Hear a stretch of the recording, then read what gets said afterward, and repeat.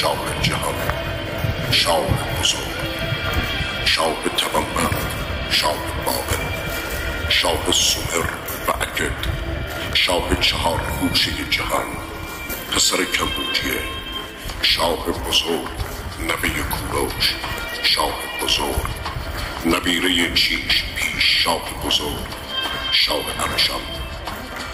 از دودمانی که همیشه شاه بودم و فرمان روایش دل و نبود گرامی می دارم و با خرسندی قلب پادشاهی او را خواهانند. آنگاه بدون جنگ و پیکار وارد بابل شدم. همه مردم گامهای مرا با شادمانی پذیرفتند.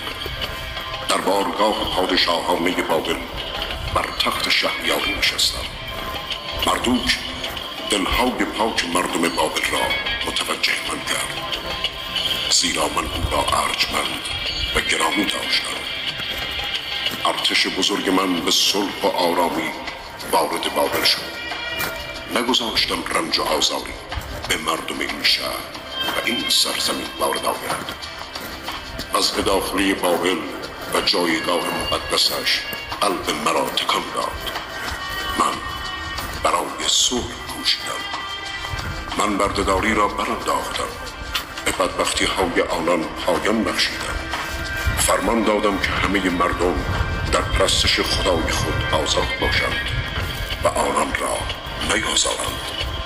فرمان دادم که هیچ کس اهالی شهر را از هستی ساقط نکند. مردوک از کردار نیک من خوشنود شد. او بر من کوروش که ستایشگر او هستم، بر پسر من کمبوجیه و همچنین بر همه سپاهیان من برکت و مهربانیش را ارزانی داشت. ما همگی شادمانه و در صلح آشتی مقام بلندش را ستودیم.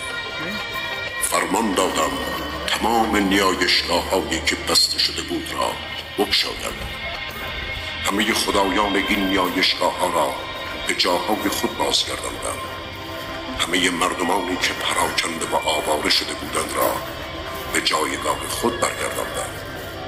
بشود که دلها شاد گردند، بشود که سخنان پربرکت و نیک خواهانه برایم بیابند، بشود که آنان به خدای من مردوک بگویند به کوروش شاه، پادشاهی که تو را گرامی می دارد و پسرش کمبوجیه جایگاهی در